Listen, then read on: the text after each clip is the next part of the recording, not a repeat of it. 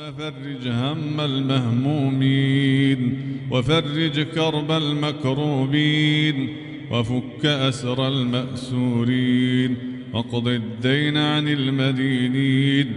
واشف مرضانا ومرضى المسلمين برحمتك وكرمك وجودك يا أكرم الأكرمين برحمتك يا أرحم الراحمين يا حي يا قيوم يا حي يا قيوم يا حي يا قيوم يا ذا الجلال والإكرام نسألك رحمة من عندك تغنينا عن رحمة من سواك اللهم يا فارج الهم ويا كاشف الغم يا مجيب دعوة المضطرين اللهم إنا نسألك الجنة ونعوذ بك من النار